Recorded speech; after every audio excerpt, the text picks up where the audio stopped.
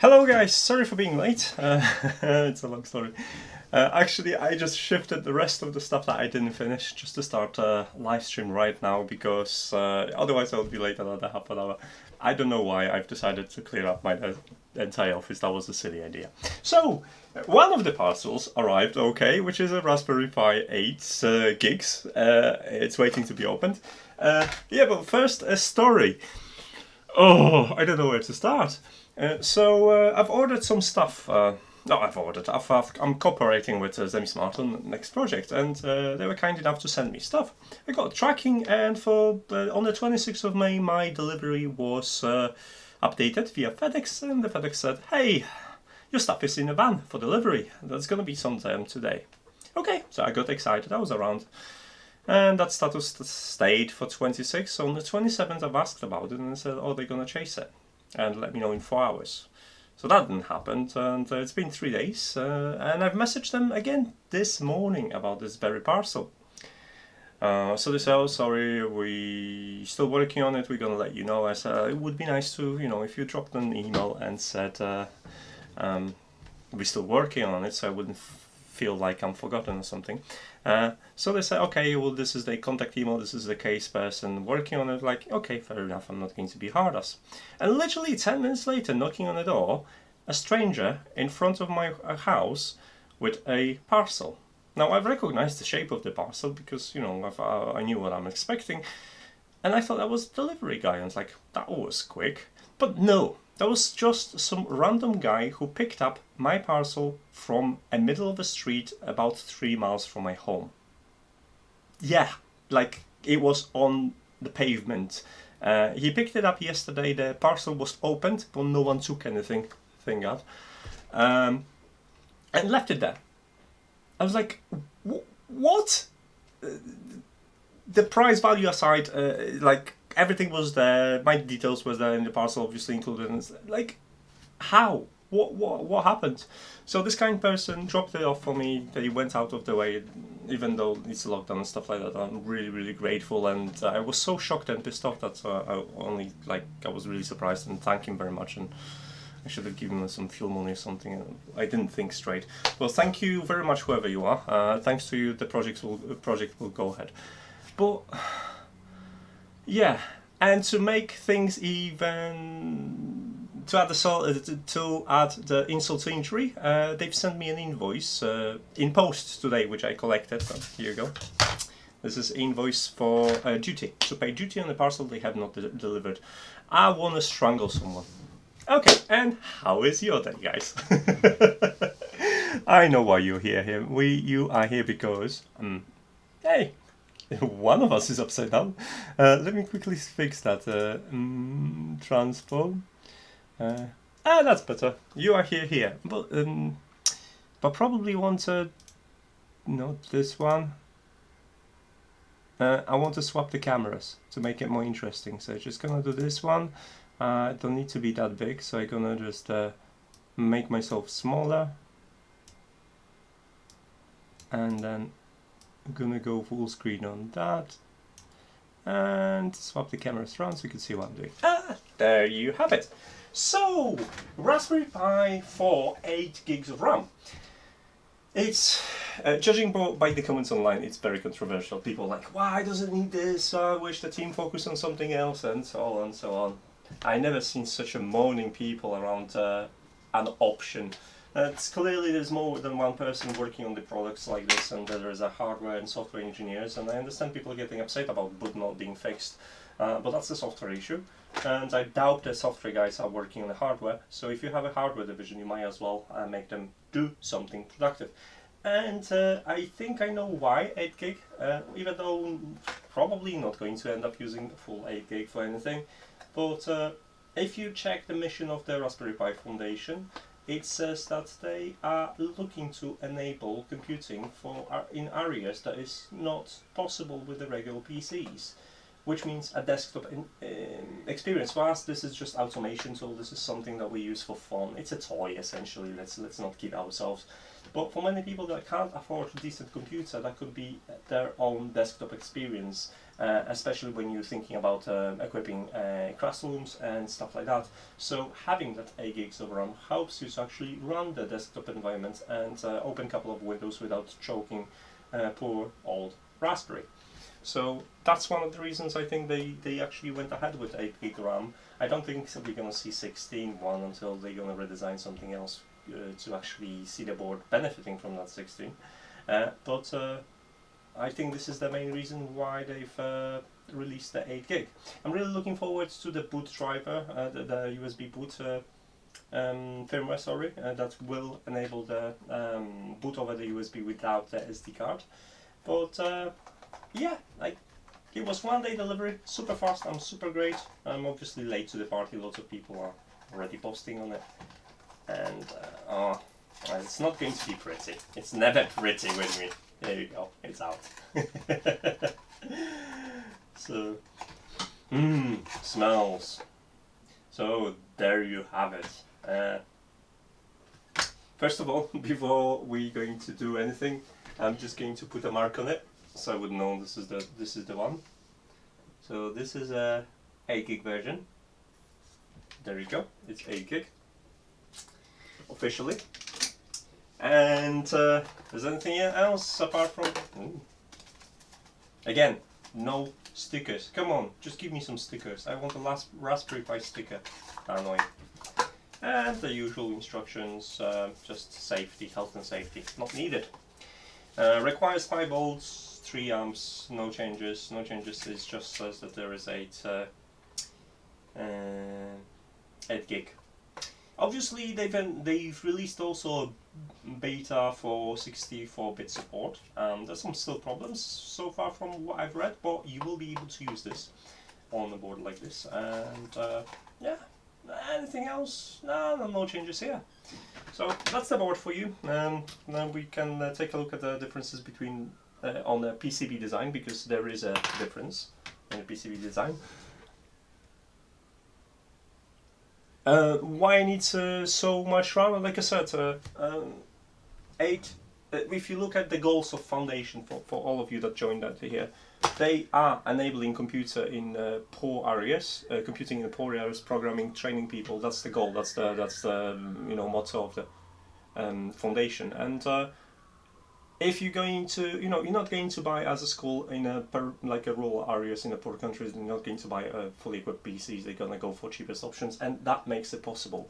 So for us, like I said, it's not needed. But for if you look from a perspective of schooling and stuff like that, if you want to introduce programming lessons at low cost, it's one of the better solutions out there. So yeah, I can totally understand why they went with it, even though the entire community is like, boy, it's not needed. That's what I think. Let's not be selfish. It's there. If you have money, you can buy it. If it's not out of stock, it won't be. If you don't have money, don't begrudge this, because a 2 gig version will do a great job as well. So let me dig out the 4 gig version as well, which is I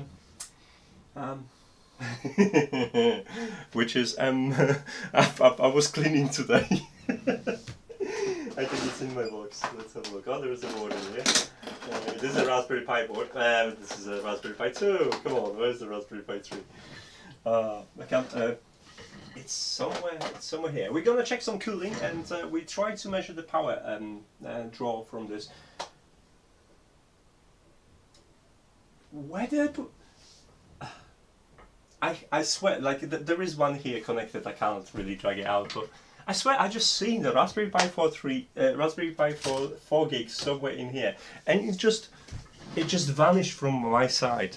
I remember on my last live stream I was doing exactly the same, looking for a connector, which I found.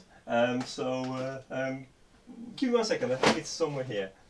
Let me just go through a couple of things to dig it out. We're gonna need a power hat, definitely, for cooling purposes. We're gonna run some cooling benchmarks, see how hot it gets. And I can't believe I did that a second time in a row. Really? I was running benchmarks. Ah, there it is. Obviously, yeah. Yes. Remember yesterday I was building a NAS drive? It's in a NAS drive. So this is a 4 gig version. So let's open it up and I'll walk you through some differences. Because they had to redesign a power supply slightly because 8 gig version is gonna take more power. So that's the main difference really. Anything else is just superficial. I truly believe that at some point, I need some tape. I truly believe that someone heard about this mistake when they announced the 4 gig version, right? And they said like, oh, they can't. The chipset supports up to 16 gig, but they don't have a packages of 8 gig, so they can't have an 8 gig version. I truly believe that someone just like, hey, look at the Raspberry Pi sales. That could be an idea. We can, prepare some RAM package and just shift it for them. So, and that's how Raspberry Pi 8 gig and Raspberry Pi 4 came to life. What do you think? Is my audio okay? I think it's okay. So I'm just going to dig out the last 4 gig version.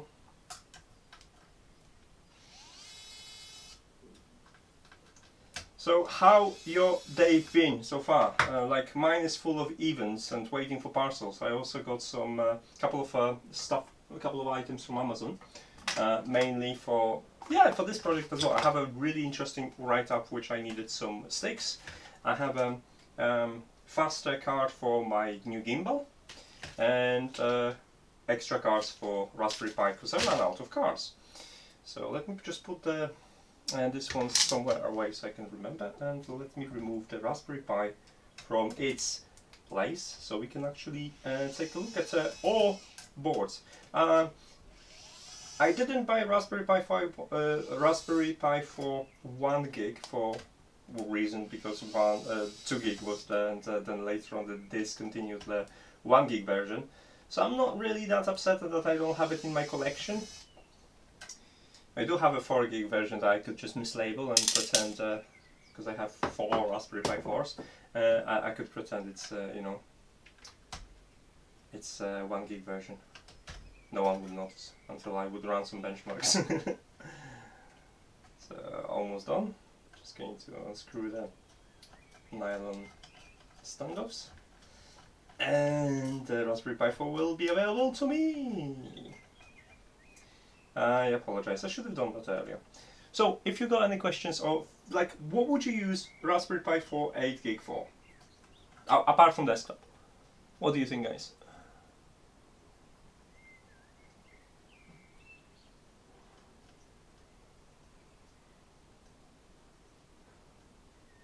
Oh, Brendan's got some parcel. I'm reading comments, guys, and that's why I went quiet.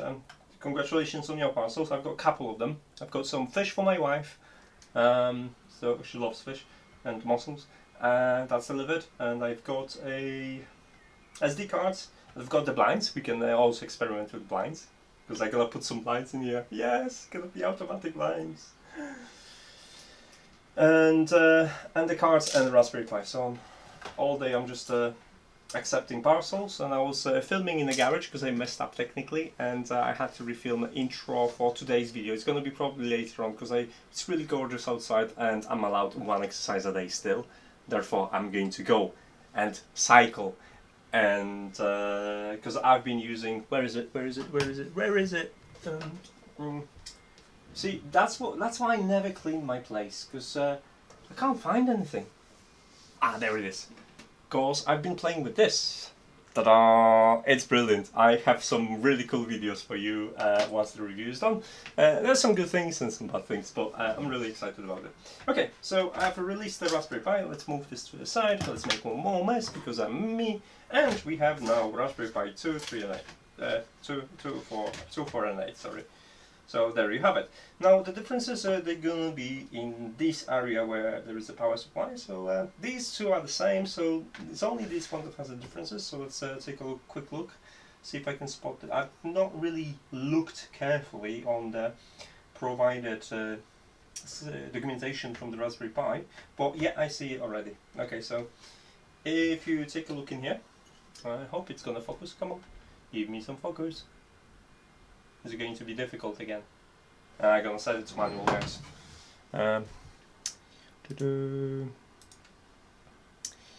Where is it? I need to do this, and then I need to do configure video, and then I need to do the camera control and focus to be fully manual, so I can do this. Now I can show you. So this is the 4.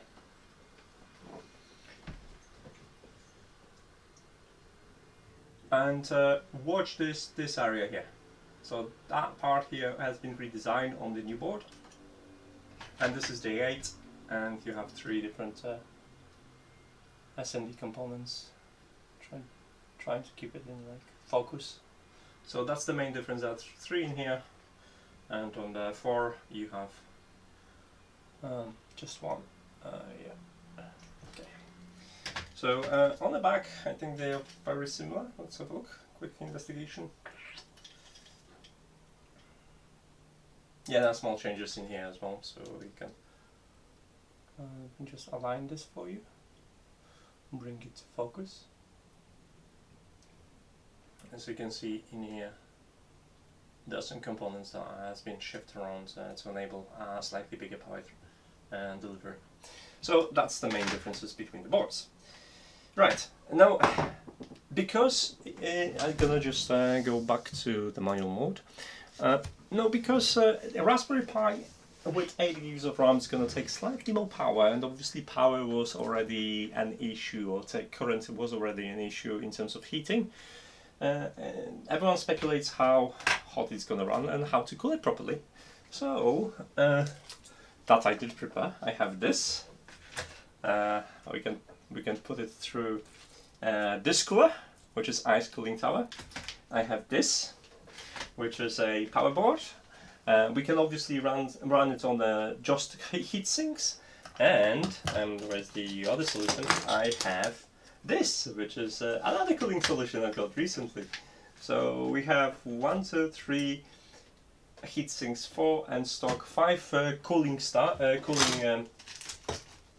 benchmarks, plus we can run it with a Argon 1 case, which I'm totally in love despite some shortcomings. So we can do some power coolings, and I would like to measure the voltage, the power consumption of the Raspberry Pi. However, I'll see if I can make this work, because my what is it called? My power meter is weird. So let's see if it works. So I guess I'm going to connect this to internet first. So I have a card pre-flash with Nodle and everything, and it was on my 2 gig version. So all I have to do is just replug it. I have original supply, so a Raspberry Pi supply as well. So let's plug that in and switch to a computer. And it is booting. Since it's booting, okay. NVR. Oh yeah, you could use NVR actually. And let's change some screens around. Apologies for the mess. I'm going to close this, and I need to close some conversations I've been having with some people. And I think this is the screen. That's the screen I want. So I don't need this.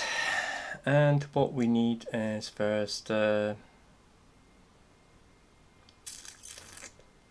need to find it, right? So it was this one.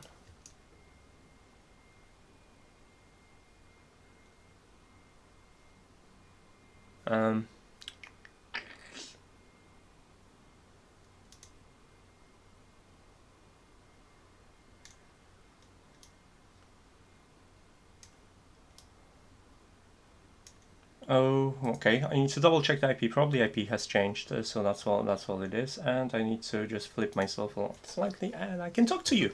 Now I can see the comments better, so we can be more conversational. You know, sometimes my speech impediment annoys me. Right, so let me just dig out the thing and I'll check the IP. Because thing will know. And we have a Raspberry Pi. Argon 1, not in a network.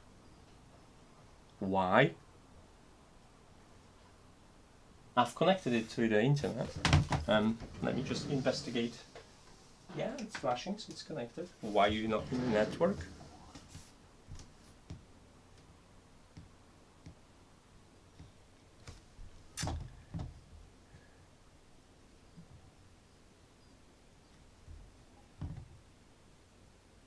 Hmm.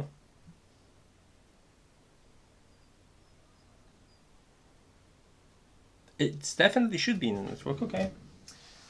I didn't mistake the card. This was for the NAS drive, so that's not it. That was definitely... Or was it?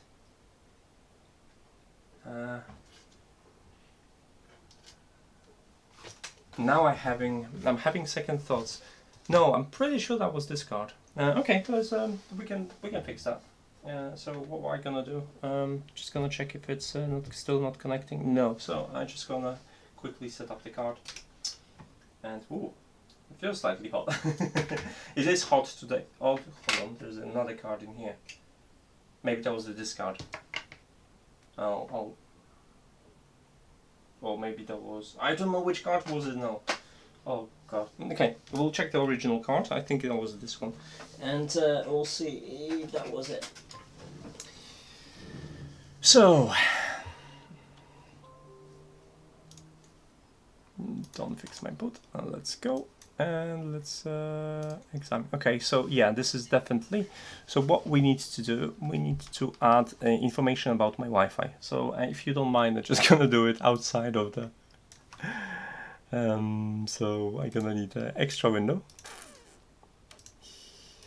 Because, see, if you are me and you have a memory like that, I know I have to do the WPA supplicant file, right? And I know I have a write-up on it.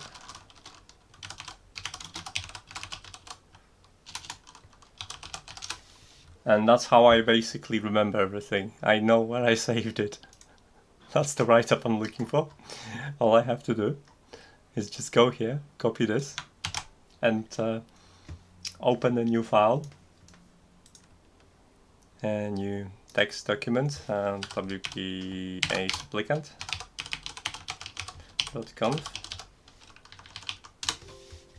Yes, and now we're just gonna open it, paste it, and I'm in Great Britain.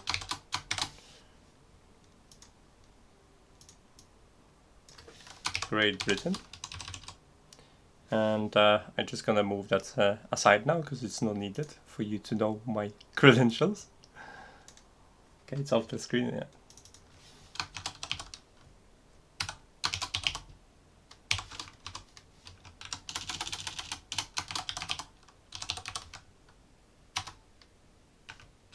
Maybe.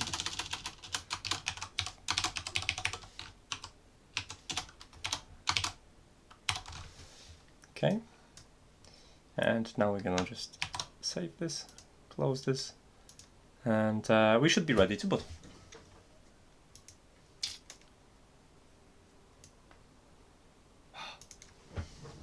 Right. So I had a good SD card, but I'm not 100% why it would act this way. Maybe just to be sure, I'm just gonna swap the cables as well, just because I have another connection. I've been having lots of network issues lately for no reason. So let's put it up again and see what happens.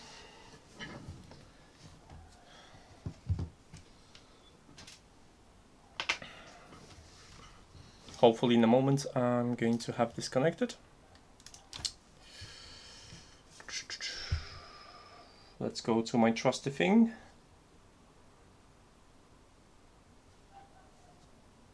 Like, there's a desktop version, but I don't want to whip it out because it has way too much details and I don't feel comfortable sharing the network details with you guys. in case someone doesn't like me too much. But yeah, okay. I'm just checking. Raspberry Pi.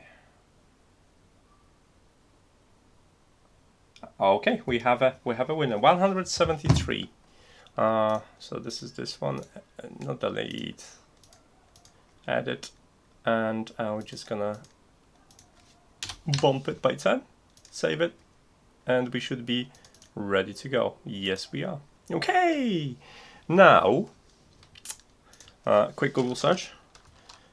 How to check RAM on Linux.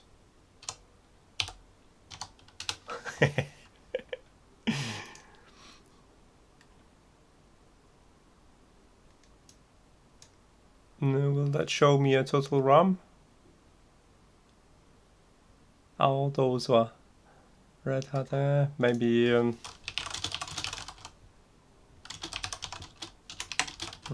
on Raspberry Pi.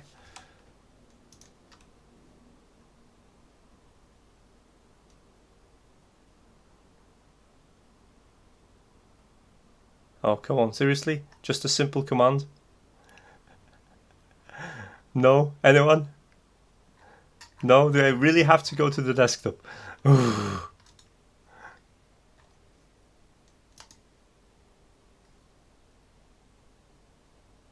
So, free memory.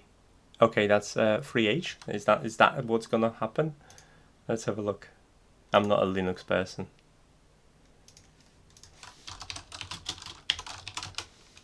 Yes, there you have it. 7.8 gigs available. They've sent me correct stuff.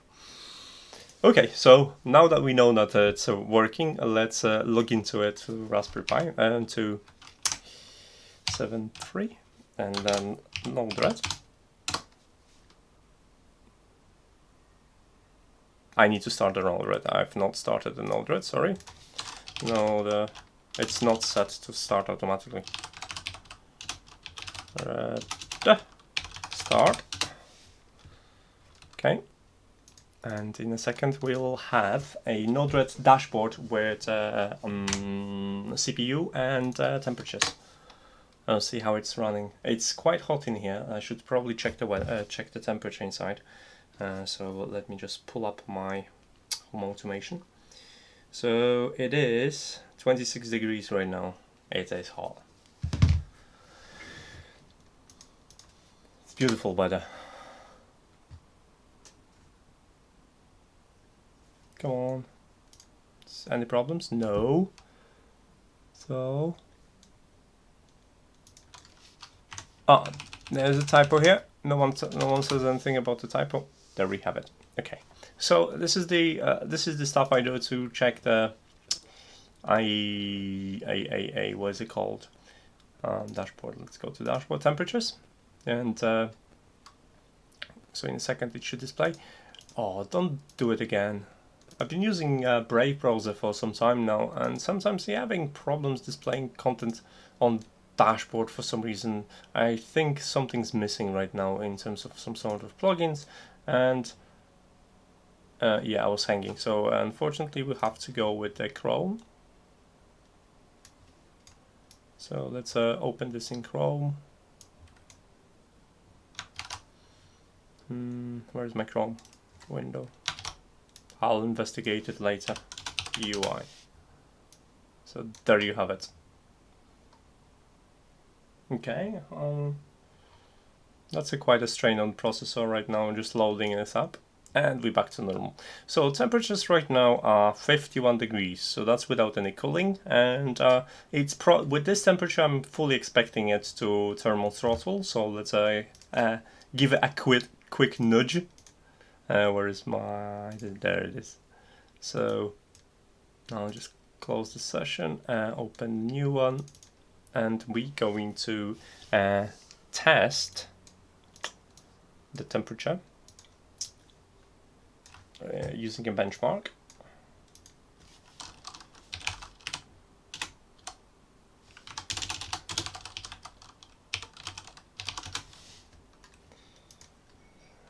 So where is oh,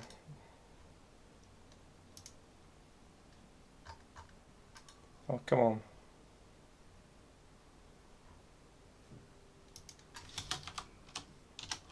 CPU benchmark. There, is it not the one? No.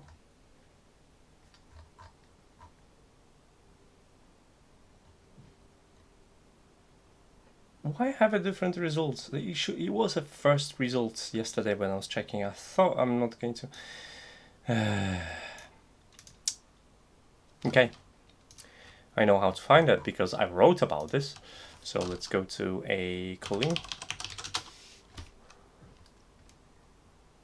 And I have details about that was with the power board. I think I did this one. I'm gonna have benchmarks for that.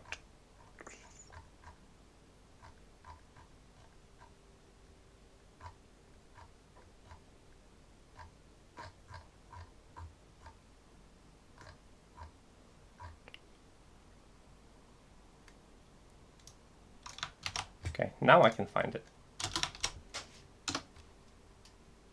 Ah, there you have it. I just need a command to run it completely. I don't wanna. So we're gonna go straight to the heavy test. It's going to be fun. It's going to be fun. And where's my? Oh, look at this temperature. It's 60 just a moment ago, and we're already on 60. So.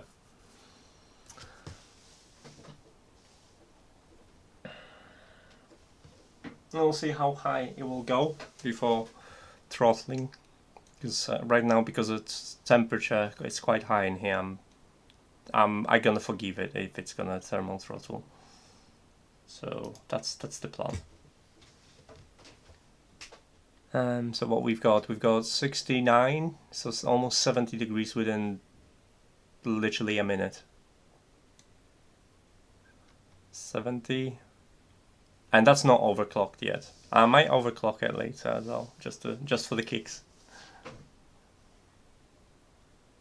So yeah, it's definitely running. So which cooling solution I should try first? We should go with the passive heatsink on top. That's gonna this is the thing. As much as you might be tempted with the active solution, you don't need it. All you have to do is just slap a heatsink on it, the passive heatsink, and it will keep it from thermal throttling. Obviously, if you want to run it for extended period of time at a heavy load, you want active cooling, because it's not going to be good. So right now it's kind of settles at 74. It might jump another couple of degrees, so it might not throttle. It'll be hot in terms of I don't want to touch this right now.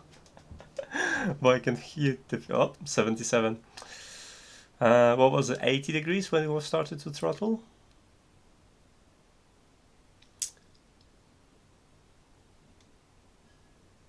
In a moment I'll see if I can take a voltages, see what's the voltages like and the current. I'll try to deploy this and see if I can figure out how to power it, because I need to. Maybe if I'm gonna run through this charger, I have an idea. Okay, so I'm gonna let it run for a couple of moments, and while I'm hooking up my Xiaomi charger, and then to USB Type-C. This is it has up to 3 amps, so I should be alright. So that's what I'm going to do. So I'm going to hook it up here, find the spare plug. And we are at 80 degrees, guys. Yeah, you can feel the heat. Poor Raspberry Pi. I'm not going to run it like this forever because I feel guilty already. And then I'm going to find a cable, a compatible cable, which is probably in my box. So forgive me while I dive in inside the box, and I know which cable I want. There was this nude. It was a white cable. I think that one was this cable. No. Oh, this cable. This cable is fantastic. It's silicone cable and I love it. Like if you ever gonna get your hands on silicone cables, just get them. They're so nice. Oh. And it's so easy to untangle. So, what we see here is 81. That's not pretty.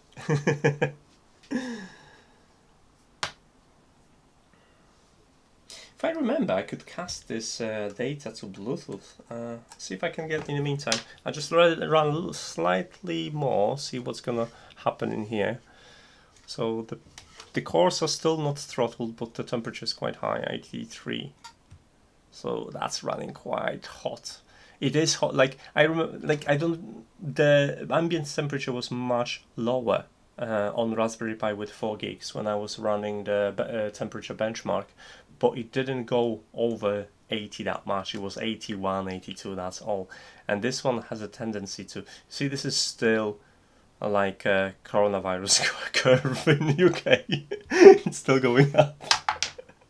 Home Assistant with some add-ons could use extra RAM. 4 should be enough though. Yeah, for the most, like for the first year I was running my home automation on Raspberry Pi Zero. Now in terms, anything was working great. It's just programming in Nodle wasn't the greatest because it was a lot of lag when I was deploying stuff, and that was the big of an issue. Now so an automation server for the most part is going to be okay with, like, honestly just barely more RAM than it's required to run the board. But if you want to have this nice experience of, you know, managing everything, then obviously you need slightly stronger board. And if you want to display your web applications and stuff like that, the more RAM the better. Okay, so this dongle here has a Bluetooth, and I've seen somewhere that you can connect it to a PC. So this is a, what was it called, U30, you said something. I'll see if I can get a driver for this. So I'm just gonna do it in another window. Where's my other window? Okay, so it was a UM34C PC driver, PC software. So you could see this.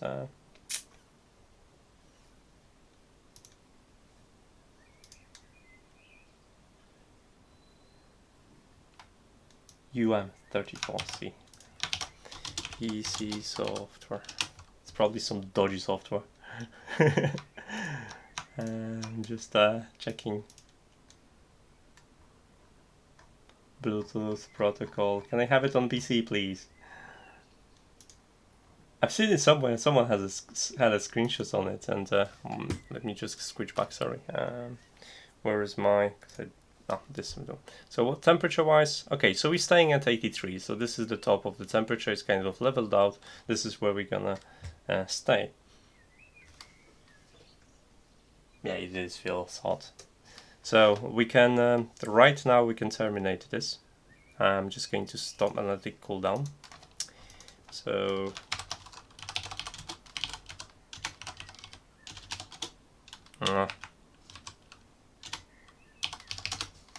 okay, and we will apply some heatsink in a second, and we'll try to measure the current.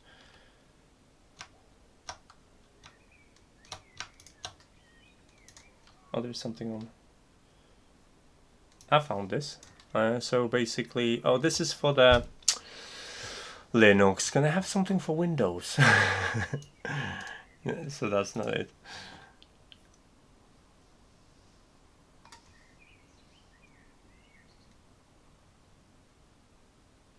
Android app. So I'll have to screen share my Android.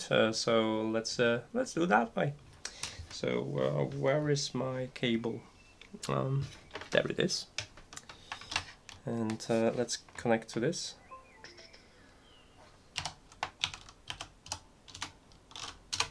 I'm just enabling the screen share.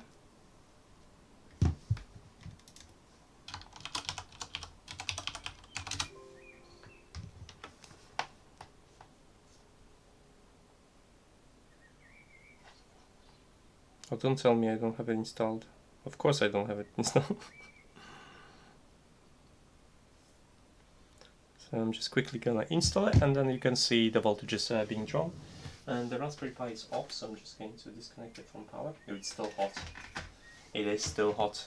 And let's validate that I can actually power it this way.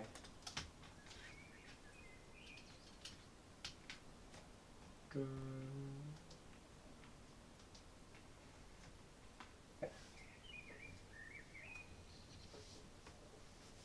So right now on board we have 400 milliamps, 300, 400, 600 milliamps on board, 700. That was nearly 800 for a second there. 800. It is power hungry. Let it bottle. We'll draw a graph and we'll compare it. We'll see. Where did you get P-Hut? They out of. I was really lucky because I got up at 8 and I noticed the email, so straight away I just type in the order of order it. So I know it's out of stock right now, so unfortunately you'll have to wait a little bit, guys.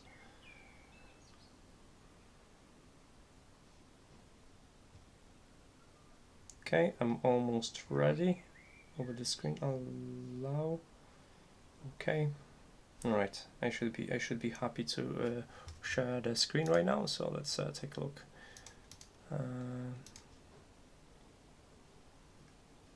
Screen mirroring. Oh, I've cancelled it. Try again. 29 seconds. Yes, I need to wait for this to happen. I went too quick. I'll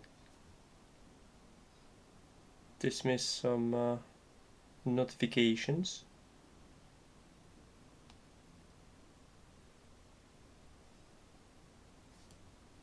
Can I start now? Come on. 3, 2. This is annoying. It's a free version. And when showing again, start.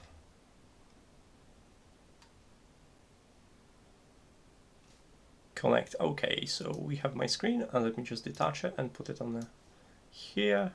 Make it slightly bigger, maybe not that big. Can I kind of go? Is there any in between? Can't seem to scale this. So I reconnect the console. Okay, let's see if you can see it. And there is this app, which is this app, and we need to connect, and this is the device we're connecting to, and we are connected right now. Okay, so hey, and it's got bigger as well, so it's nice. You can see everything. Yes, right. So we're fully equipped to.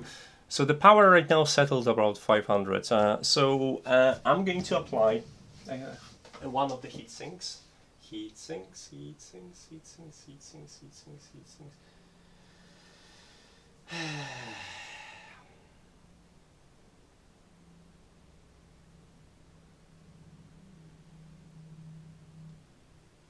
Hello. I need one of those trays that lights up. I'm pretty sure I've marked them with the name. Why? 3M knobs, throttles, potentiometers, camera separators. Heatsinks. Ah, found it. Okay.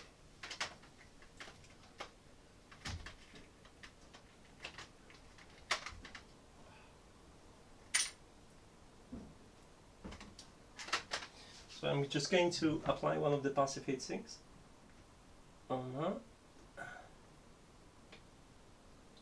Ta-da! And we should have a slightly cooler Raspberry Pi. Is the 8 gig version official? Oh, yes, it is. It's not hacked, if that's what you're asking. So let's run Node-RED.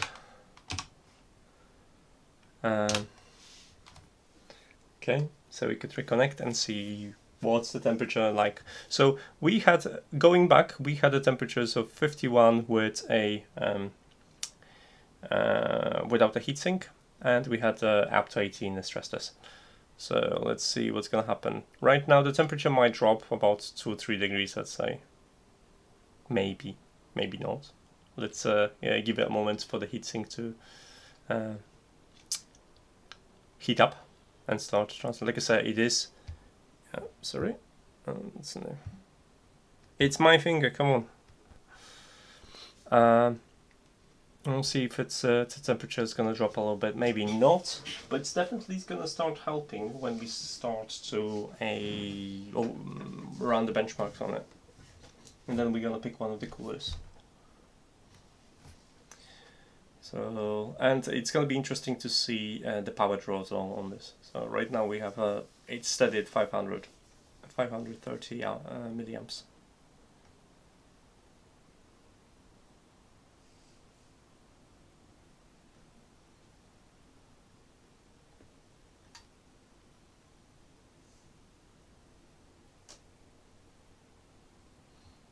Yeah, I think the temperature is gonna just stay at 50. Like I said, it is quite warm in here. It's 26 degrees in here.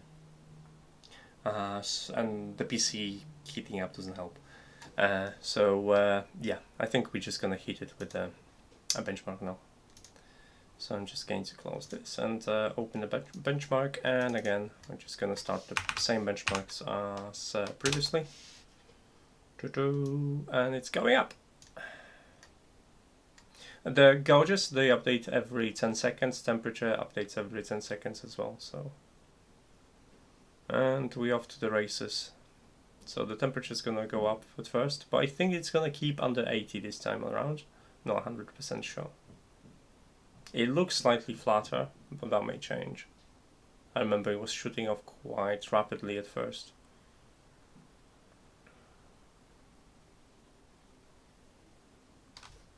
When I was, thanks by the way for, I've got my Raspberry Pi 3B Plus working for the Google Assistant. Raspberry Pi 3B Plus, it's cool if you're running it with a Ethernet cable, otherwise there's not much really to it, because it's just a Raspberry Pi 3, and obviously with the Raspberry Pi 4, the 2 gig version being the same price as the other boards, then it's no point of not going, unless you need something smaller and then you pick A version. I like the A versions, although instead of Wi-Fi I prefer the Ethernet if I could have a choice. So the temperature, as you can see, it's much cooler, and a heatsink like that, it does help. It is hot, I can barely touch it, but you can see the curve on, oops, sorry, I've closed this. We're taking 1.1 amp right now in terms of power use. You could see it on the screen.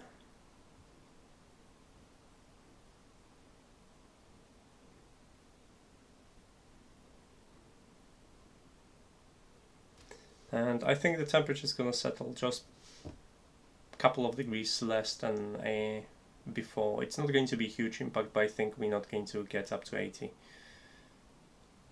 Because it's leveling it now, and so we're on 75 degrees right now. So that's what's going to happen.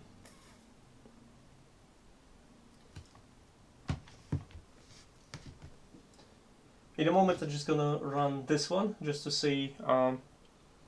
This is Raspberry Pi 4 gig.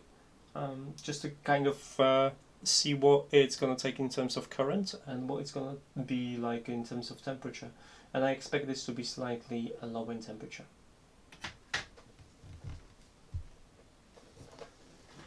So that's kind of the idea I've got. So we're hitting 78 degrees right now. Yeah. We'll see if it's gonna go to 80. It might climb to 80. Like I said, there's a bit of a hot environment in this room. Last time I did the benchmarks, the temperature was, I think, 18 degrees or something like that. So it is 6 degrees of extra temperature. My P3 doesn't go above 45 degrees Celsius when I run a benchmark for an hour. Oh, that's pretty decent. Do you use any passive heating or something? I mean, this burn is it's pretty cruel to the processing. Okay, so we are hitting 80. Let's see what's gonna happen with the voltages. That's gonna be interesting if they're gonna limit the current. because right now we stuck on 1.1.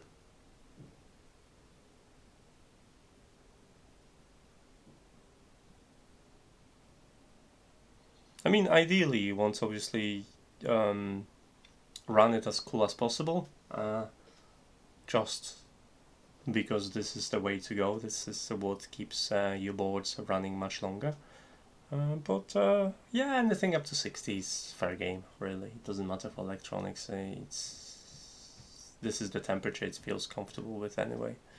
If you start crossing 70, then this is where it starts getting a little bit less in favor. Oh, temperature shoot up to 82. There was a spike. There is no spikes in current.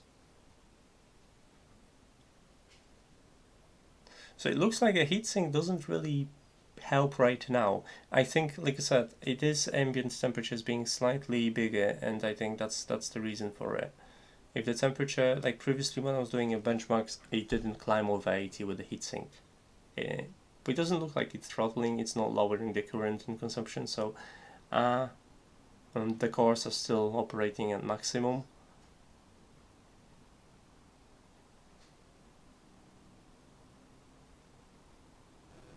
Alright, so on the stream in here, if you take a look at, I'm just going to move it for you. If you take a look at the data here, it is kind of stuck on 81 right now.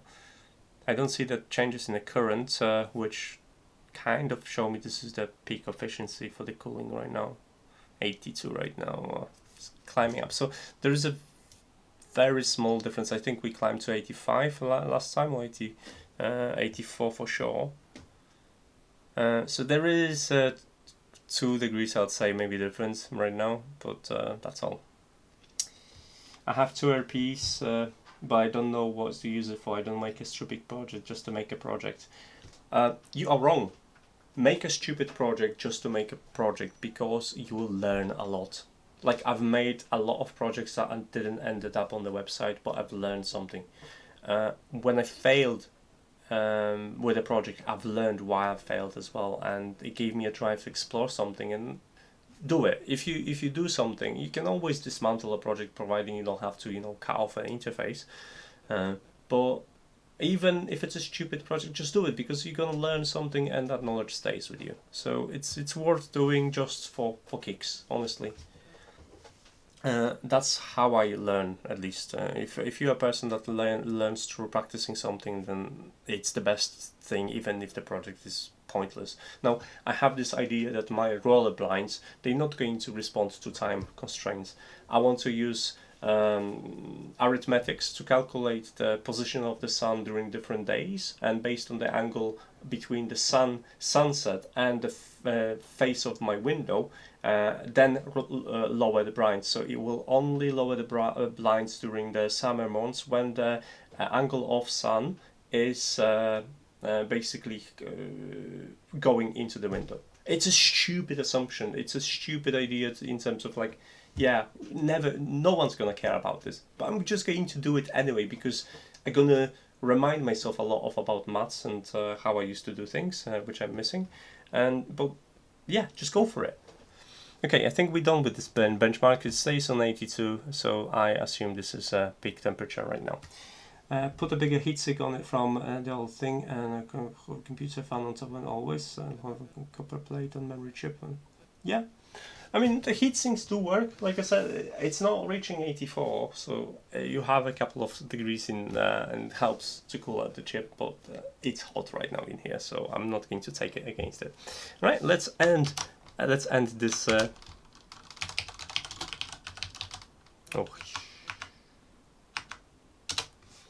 Let's end this misery, and while this is cooling off,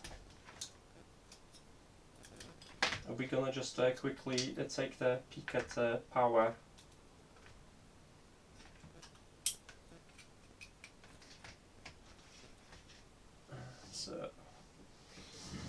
So now I'm using a Raspberry Pi 4, and as you can see, the current is so 600. It was peaking at 800 on the boot, so this is very similar, because it's peaking at 77. I've seen it just before.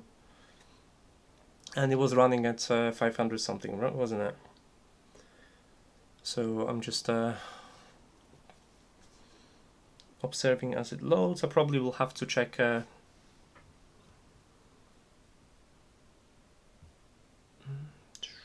one notification here, so it's connecting right now. I need to double check my IP. I'm just gonna do it on the computer.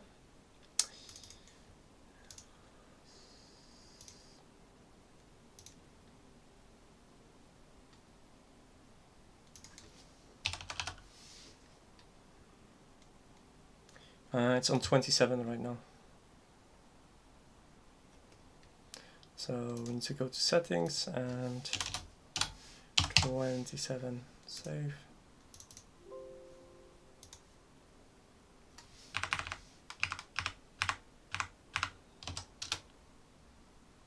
Yeah, that's the 4 gig version. So first I'm just going to start Node-RED and reconnect my dashboard. 27.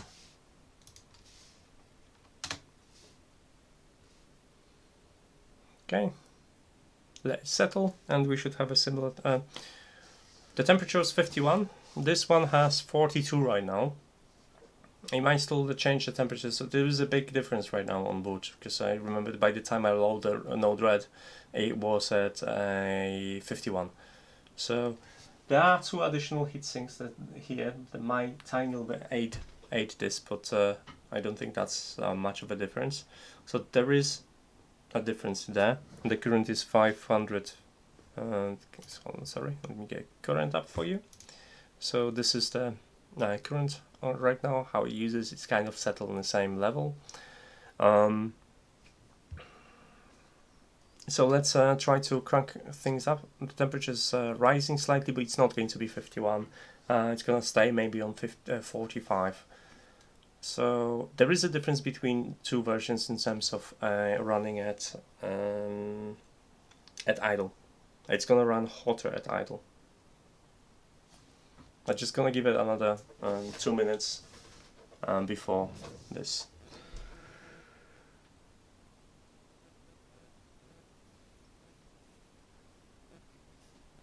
I've got the blinds today. Zemismart sent it to me, so you can. They sent me. That's a bit of a story as well. So these are the blinds, they're motorized, and they made to fit my window, which is really kind of them. And I have a separate driver, which you can kind of just slot in. There was a problem with this is the driver that they use, and there was a problem with UK because I couldn't actually find blinds. I have a rubbish blinds that are like have a paper insert inside. I'm gonna do a whole project on this, and what happened was the paper insert in the blinds is crap, and they in order to fit that rod inside the blinds to twist it, you need to have a specific diameter, and they do 37mm diameter, but for big blinds. They don't do it for small blinds, and this is a small window. So I actually couldn't buy any blinds compatible with this because they said, oh, we're not doing this, we only have 32mm, and you can't fit that into 32mm because of the fixtures. So what I'm going to do with mine, I'm gonna obviously showcase everything, but then I'm gonna make 3D printable adapters for 32mm, because the rod inside is 25mm, so you can fit inside the smaller blinds. It just comes with a bigger kind of fitting.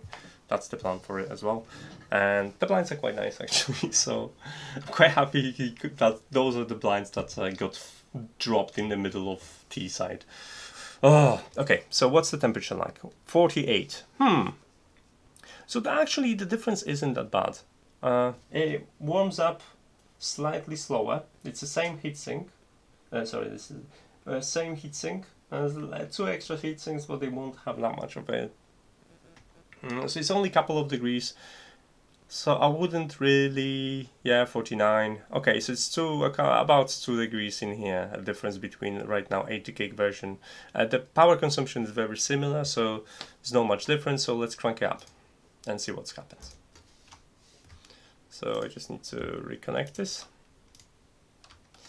and let's crank it up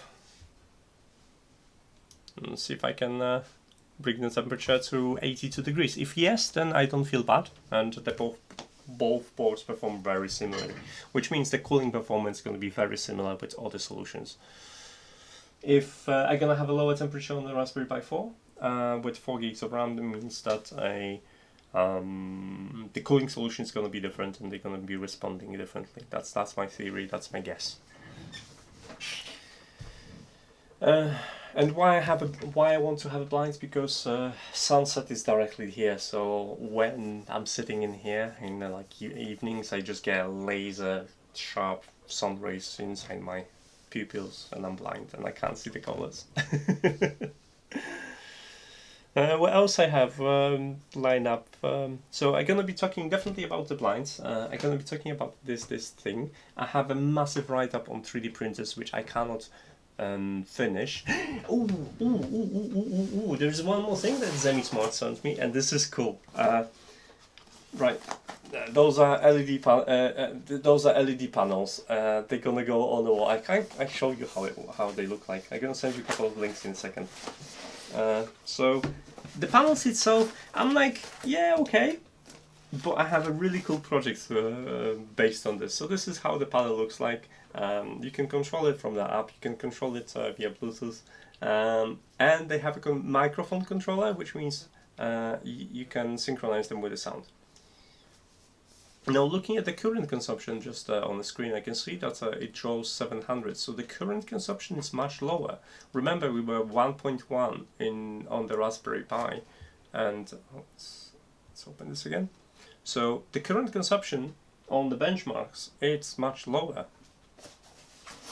So with these, you can stack them. Obviously, they have like a slots in here. At first I thought they were quite expensive. But then I thought, like, you know what, this is expensive. I'm gonna make my own cheaper version of it. I'm gonna get some acrylic glass and some vinyl and 3D printed brackets, and I'm probably gonna end up paying less. So one panel costs $20, $20, something like that, which it is expensive when you think about it. Right, you want 10 panels, that's $200, and that's expensive. But then I went on the website to order local acrylic, exactly the same size, not the same cut, because I said I'm gonna cut it myself. 36 pounds just for acrylics, just to get it started. So I'm like, you know what, this is not expensive. This is like, it might be pricey, but it is definitely not expensive. Let me just get you a couple of links while we're waiting for the benchmarks to settle. Then I'll show you which blinds I've got.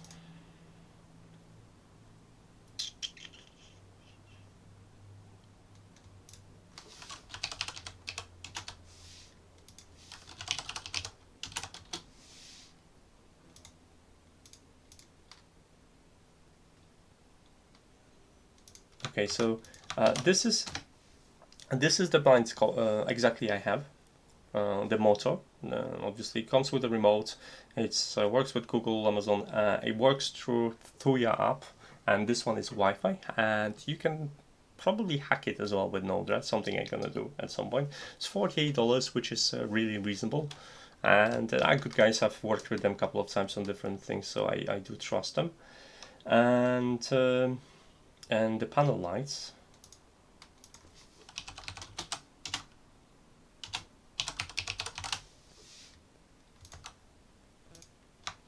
Okay. Oh, they have oh no, that's 3. So this is the panel lights. They have a couple of designs, and yeah, I have 9 panels. They're $163. So like I said, guys, I can show you this. So these are the panels. They look like this, right? And sorry, don't want to cover up my benchmark. Come back, your benchmark. And where's the other one? Where is the somewhere here? Okay. So the temperature is climbing. You see 65. So because it uses less current, it has spikes for 1 amp really, but it uses much lower color. If you're gonna see it, it's this chart in here. Can I just bring that to your attention, maybe like this? That was our previous one, was 1.1 amp, and this is our current one. It has small spikes, but the current state is much lower. So this is why. So the actual cooling performance is going to be different, and you can see already that with the heatsink alone, we're not hitting 67 degrees. We're just oscillating here, and I don't think it's going to go any further. So I'm going to let it run for a second. And what I went...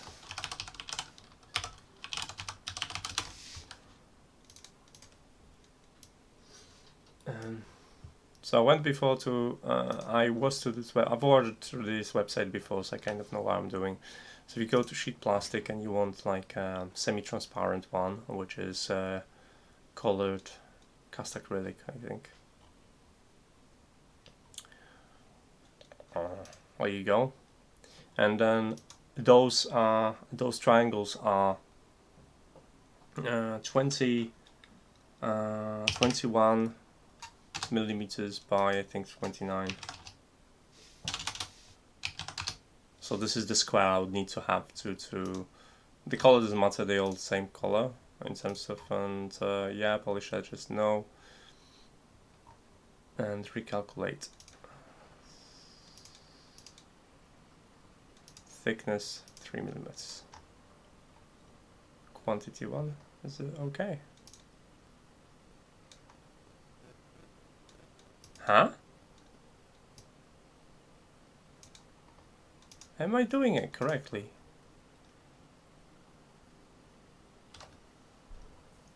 Why it's £6? Like, I swear I was checking this. It was like 30. Hold on, let me just measure this. Maybe I'm doing something wrong. I'm gonna measure this because I can swear it was like £30 for acrylic this side. Maybe I'm measuring something because I'm doing it out of my memory now, guys, and I'm like annoyed. So I have a triangle, and the triangle at the base is, sorry, 25 by 21. 25 by 21.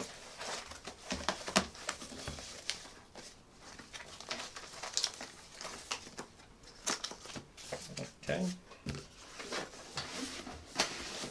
Then I could get triangles ones as well, because I've seen the services and they were like £40 per triangle. So I'm like, no. 3 mil. So to be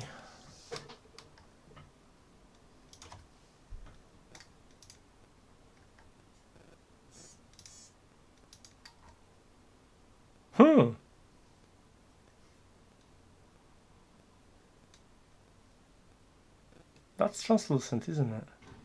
Okay, I might revisit the idea then. I swear I've seen it much more expensive. Was I checking extruded anti-glare? Okay, let's have a look. No, that's gonna be cheaper. So that's 210 by 250.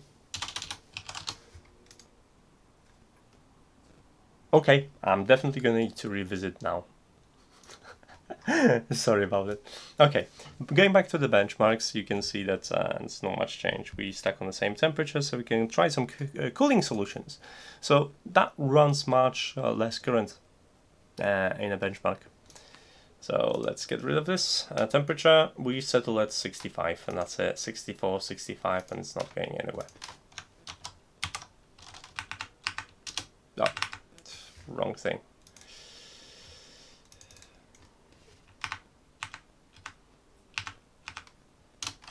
Okay, so let's go back to Raspberry Pi 4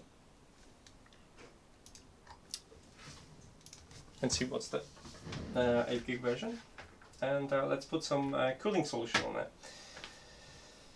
Should we try maybe this one? Where is it?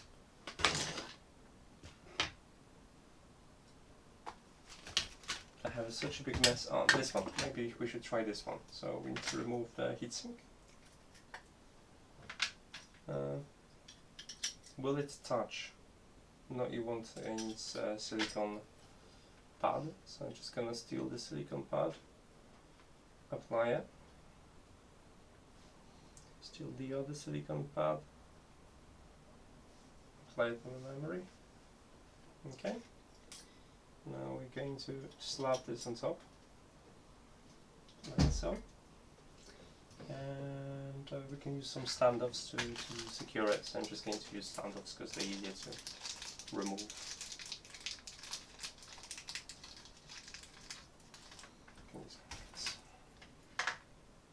So this is fixed, no RPM control.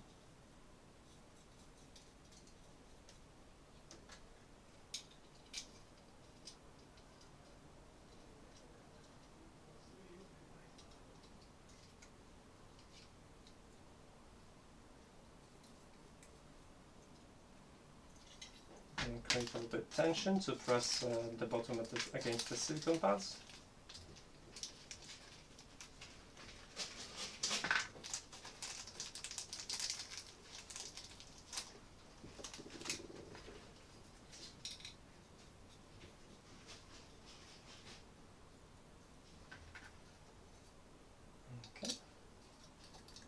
Going to have one less leg shorter. Alright, and now let's pop the fans on. I'm just going to use 2 screws per fan, I guess. I don't think those are the screws, I think these are the screws for the fan. I'm building an NAS drive with something that was an idea because I have this. This is M-SATA extension, and that's going to be featured soon as well. So let's screw that in. I will need a, where is it?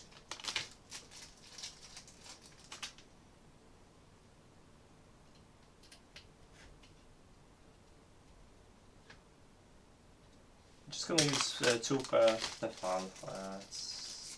It's enough for the benchmark, it's not going to make much difference. We're not going up to a decimal place, we're just going to have an estimate of what to expect.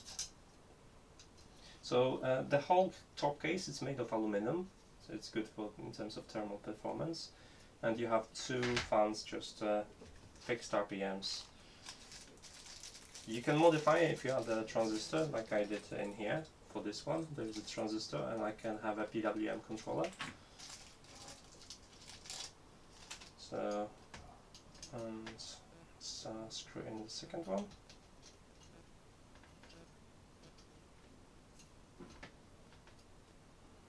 One more screw, and we are ready to rock. I'm screwing it on the correct one, yeah. Okay. So what's the temperature, guys? What do you think? How low we gonna get the temperature for? I reckon we're gonna be at 60.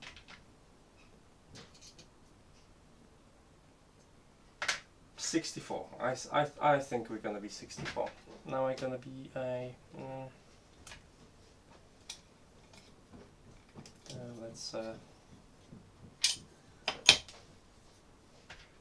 let's cheat on all. That won't tell me. Hold on, this somewhere here, isn't it? So 5 volts, then ground. So this one. So 5 volts going to go here, and ground's going to go here. If I remember correctly. Yeah, okay. Before I'm gonna connect this, I'm gonna double check this to make sure.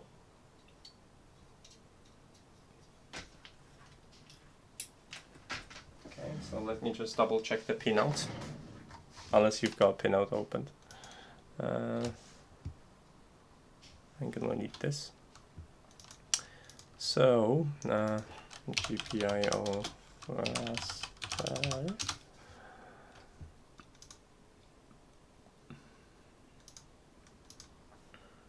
Yeah, correct. So we can power it on.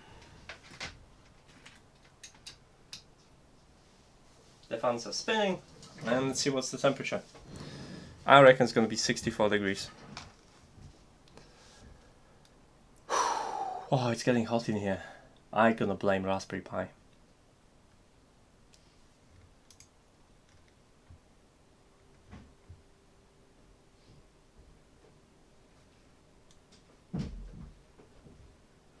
we probably will have to modify the what is it called, IP 173.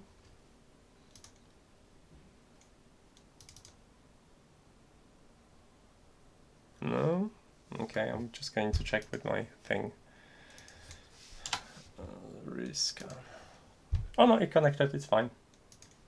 Node-RED. Let's start a Node-RED. Let's modify this.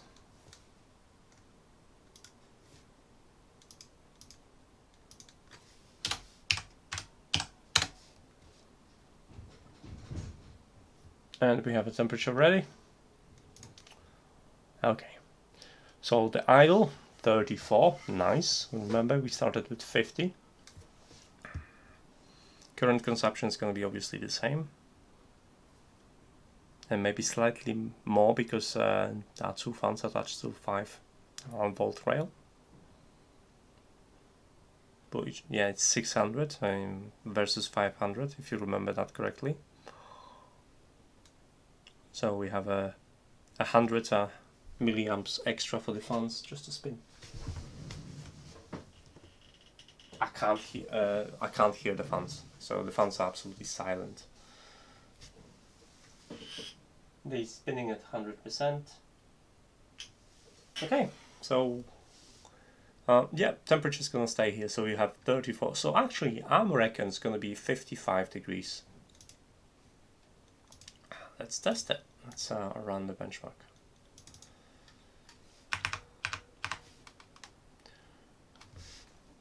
There's a spike in here, 35 degrees. So I don't think that's gonna go. Yeah, it's oscillating. 35 degrees, that's gonna be it. That's all. Let's run the benchmark.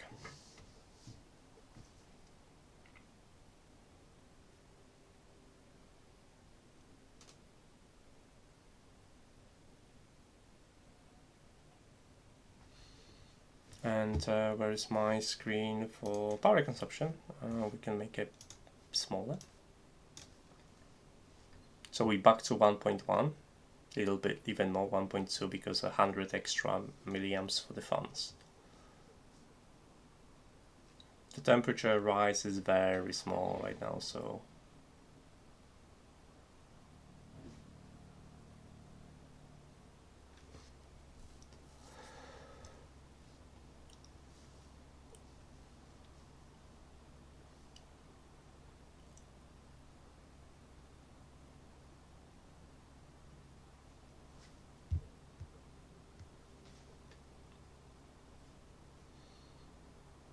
oh, it's going to be lower than 50.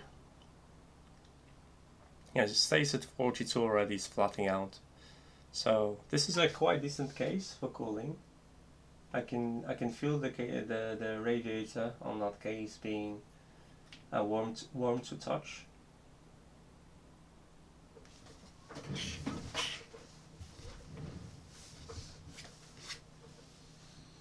So it definitely draws more power, and it requires some cooling if you want to run it.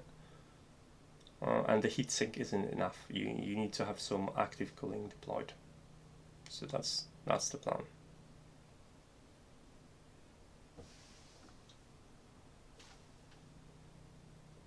Yeah, we're staying at 44.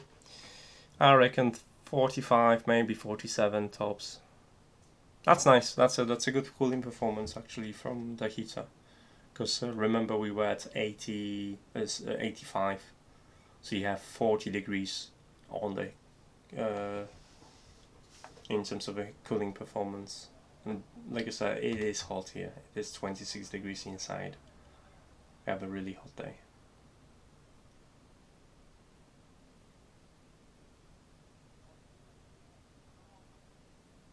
Yeah, that temperature won't go much higher. So what I'm going to do next, I'm probably gonna skip this one because this one might take another 2-3 degrees at most, and I'm just going to build an argon case because in my review I didn't build the case. I'm just gonna send you any link to it. It's a really good case. I really like it. And I have such a good plans for it. Wrong thing. So here you go. We're gonna assemble one, and it's gonna be the most powerful Raspberry Pi with a really nice case.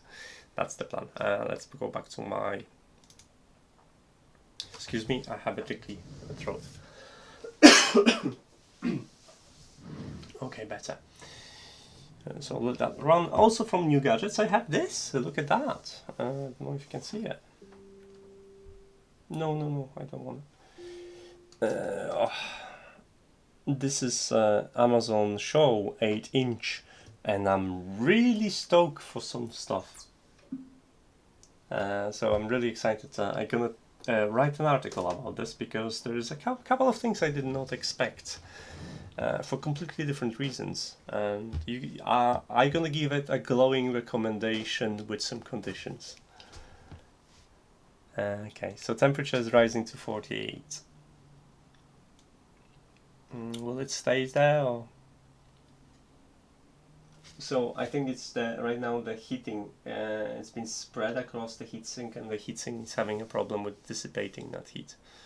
So at first we had a quite low in here in this area, lower temperature, because and the heatsink was cold or ambient, and that's what happens right now. It's the heatsink picking up the temperature, it's not able to lose the temperature.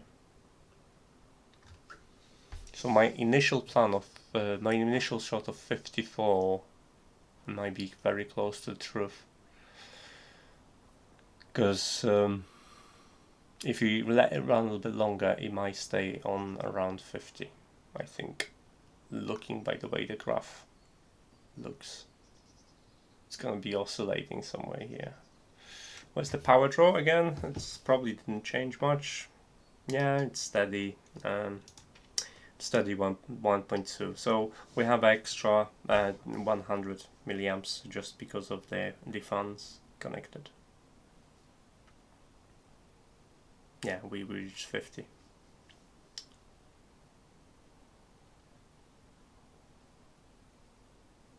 So I wonder what's going to be performance like in argon case, because it has the passive and active cooling. That's going to be interesting. But definitely I would recommend, if you're going to run it with any like intensive tasks, recommend cooling for Raspberry Pi 4, because it takes much more power, and that's what essentially just keeps it warm. It's 49. Yeah, I think it's safe to assume that we're gonna be plateau somewhere around here. Okay, so let's build the case now, and so let's switch some screens like this maybe, and let's power down this one. So let's be nice and stop it. Just going to disconnect the power in a second, and we're gonna build an Argon 1 case, which is awesome. So you need this. I like how they shifted. I'm gonna modify the heck out of it. Honestly, I have a couple of really cool ideas. I hope you're gonna like it. It's one of the reasons I've got MSATA, because it has the same form factor as the case, which means if I'm gonna print a 3D printed bottom of it, then I can include SSD inside, which is gonna be nice. I should really put the cards somewhere in the card space, because I'll be looking for them. And for now, let's build it up. So we can disconnect this, and we can remove the heatsink. So let's do that. And we're gonna give a proper case to Raspberry Pi for 8 gigs.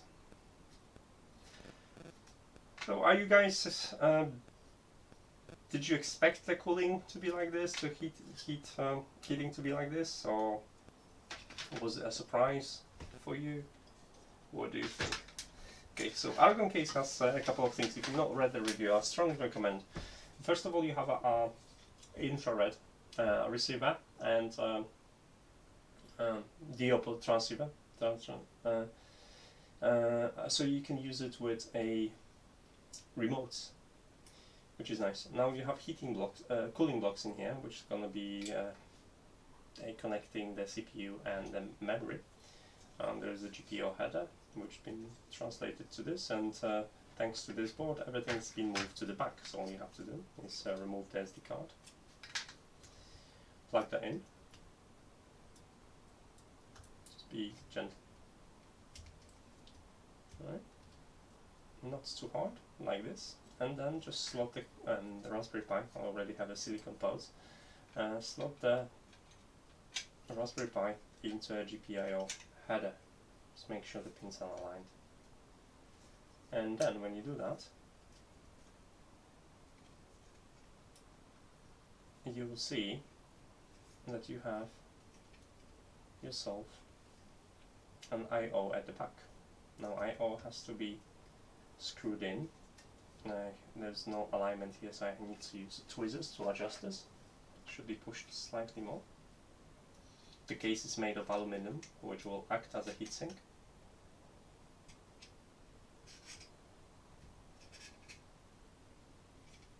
Okay, I've pushed it a little bit more. All aligned. There's a button that performs a couple of functions. Obviously you've got GPIO header with color coding. There is a COM which you can lead the cables through. So if you have any cable, you can do something like this and still close it, which is nice. Note that you won't be able to use the jumper cables. They're gonna be sticking out too much to use this. Let's add some screws. I have plenty of them here.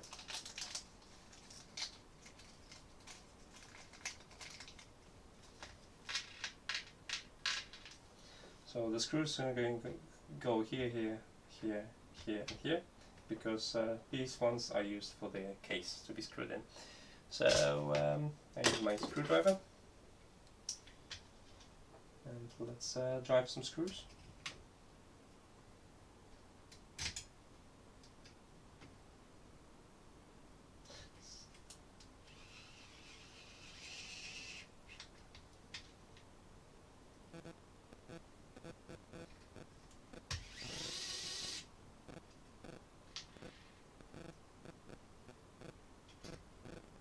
This one's too wide.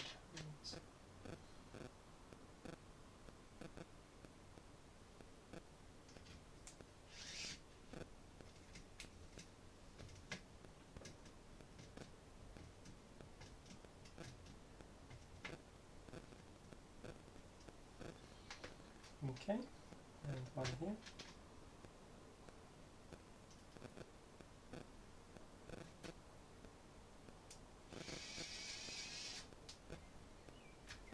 There is no screw in here because of the board design. So once you do this, all I have to do really is just to pop the cover.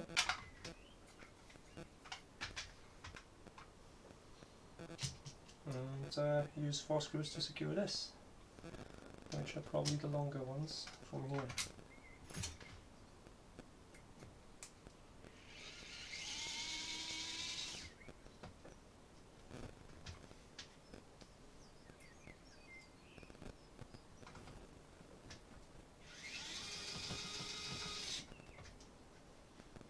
And you've got yourself an argon case. They're obviously rubber legs, but I already added them while making the video.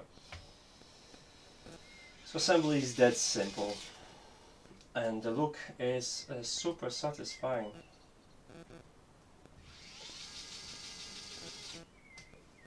Ta-da! We are ready. There you go. Now all we have to do is just to put the card in and see how much energy it takes as well. So let's plug the power supply. It takes 15 milliamps of current just to keep this up, detecting the power button. That's quite a lot actually. So let's connect that. So all I/O is at the back, which is nice. Okay, let's power it on.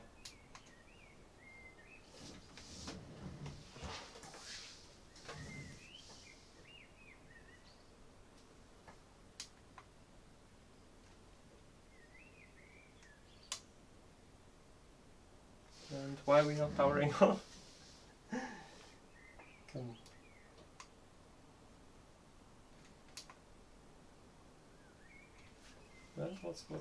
What's happening?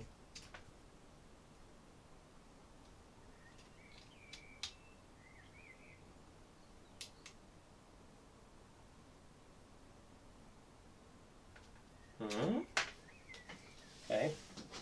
Original power supply. To the rescue. Oh, now! Ooh, for some reason it didn't want to work with my charger. So we're not going to check the power consumption. Okay, so let's run some benchmarks again. I'll see how does it connect, which device I have. I think it's going to be as the Argon one. Let's get the dashboard up. Yeah, it's connected. Nodle.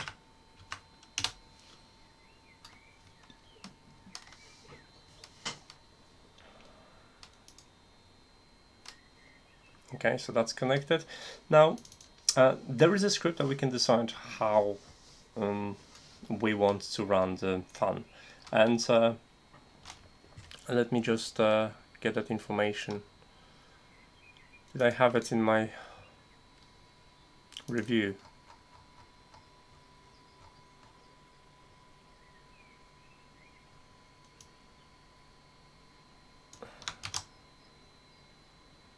I don't remember the code. I should have posted this. Okay, let me just quickly install it. It will show me, so you can see if I install everything.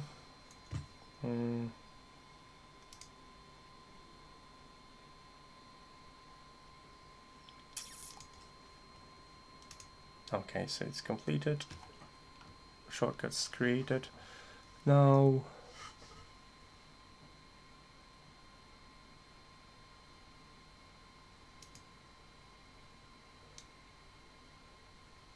I also created a desktop finish on the desktop now. That's nice to know.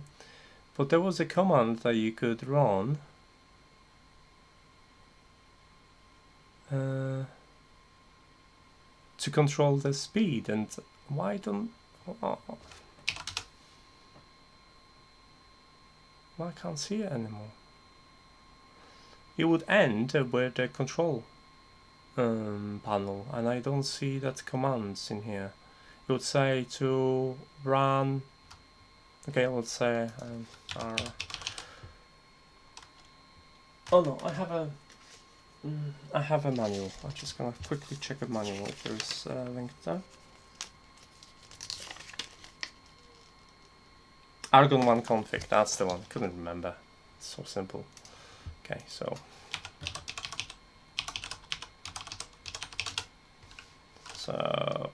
we're gonna do a custom configuration, and we're gonna do 3, and we want temperatures to run at 60, and then fan speed 100%, and that's it.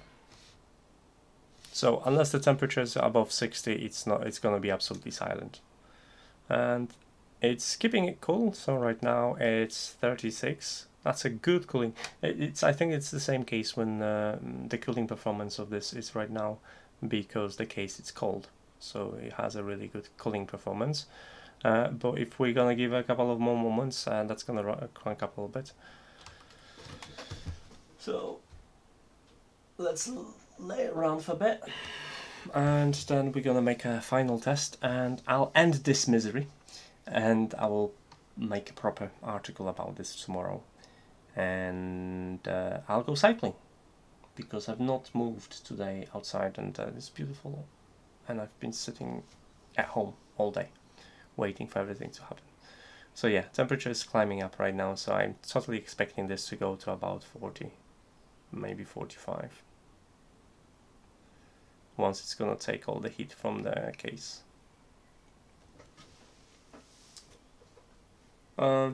And I'm not showing this here for some reason. That's what you should see. So yeah, that's the graph right now. So the temperature is just climbing to So this chat's been awfully quiet. I hope you are all there.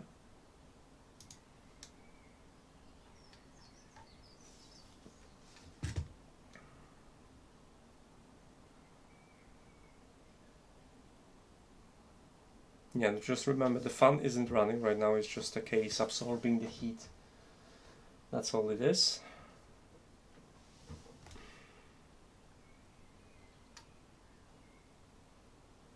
So I'll give it about 40, let's say 40 degrees maybe, somewhere around 40 degrees without any cooling. And then once we crank up, you will see similar results. Where is my here? It's just gonna get that ready for.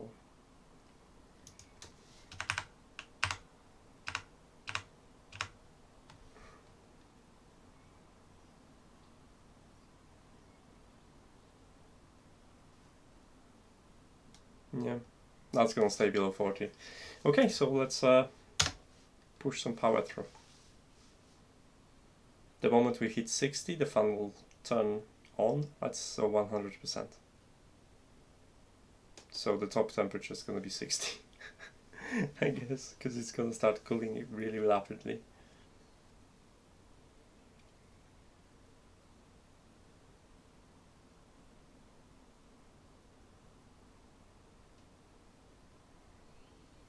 So it starts leveling at 45. What is it, 40? I can't see it. 46, 47. We might not even get to 60, which means it's nice because you can run this case absolutely silent.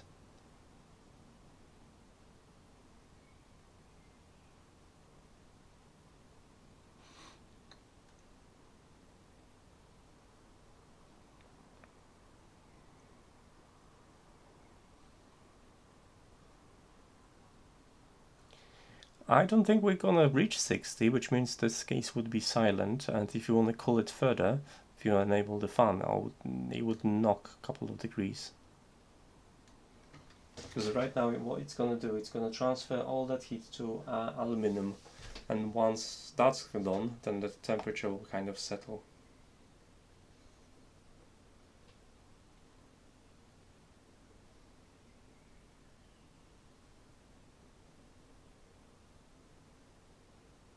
This case is massive in terms of aluminum footprint, so it takes ages to warm it up. So that's gonna be about 50 something degrees. Yeah, I can feel the spot where it's heated up, which is here. It's cold. That side is hot. It's not. It's warm to the touch. It's not even hot. But this one side is cold. So yeah, it's gonna be around 50. So I don't think it's gonna reach the fan.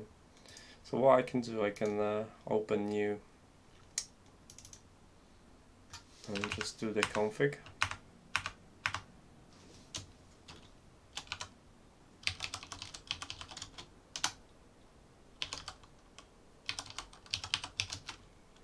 Oh. And we're gonna just put always on 100% and see what happens.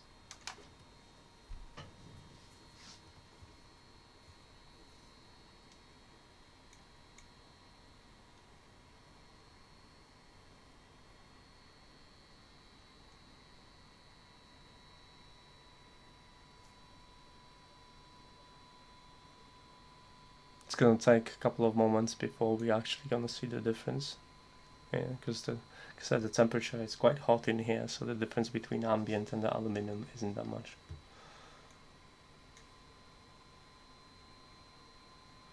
The case itself isn't that loud. You can definitely hear it. Something. It's not annoyingly loud.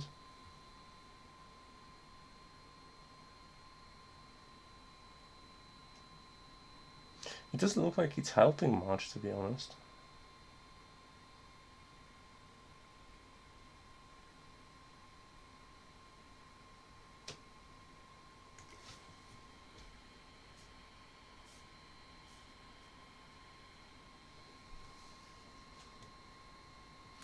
Yeah, it doesn't look like it's helping actually, the fan. Fan at 100%, and it's still keeping the temperature about 50.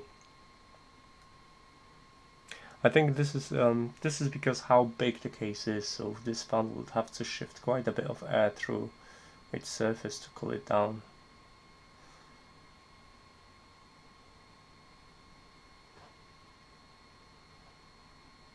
Yeah.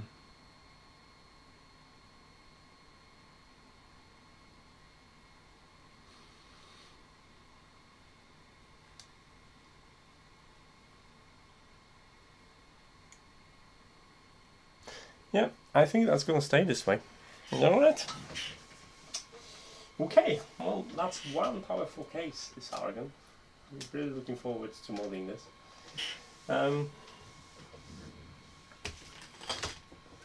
In the meantime, I can open this the Ultra Flare USB flash drive. I actually don't have any flash drives. It's really annoying. I'm just looking for something really small I can use. So I picked up 2 of them. And obviously they secured like there's no tomorrow. But my scissors are. It's only 32 gig because I don't need much. It's just for testing purposes really, and to transfer some data if I have to. Oh, come on, get out! So what's the heating up is doing? And the heating is, yeah, it's gonna stay at 50. So I guess that's our conclusion. We get extra current draw, which was what was it, 400 milliamps of current, and we had different thermals. It's much easier to cool Raspberry Pi 4 with a 4 gigs of RAM because of it. Heatsink's not going to be an option, and unfortunately we're gonna need active cooling solution for Raspberry Pi 4 8 gig. Oh, excuse me. It's been an early one for me. Right, I think, what was it? 1 hour 40, I think it's enough of torturing this Raspberry Pi. I'll leave it resting for a bit. I'm gonna build a couple of things using this. It's gonna be a Minecraft server. 8 gigs of RAM. Minecraft will say thank you. It's gonna be a really cool server actually, because I've got big plans. I'm going to redesign my desk as well. There's tons of stuff I have to review as well, which I'm behind. And I keep adding new stuff that I want to do. Also, I have a really cool plan for benchmarks for NAS drives. So that's going to be a write-up. And it's sunny.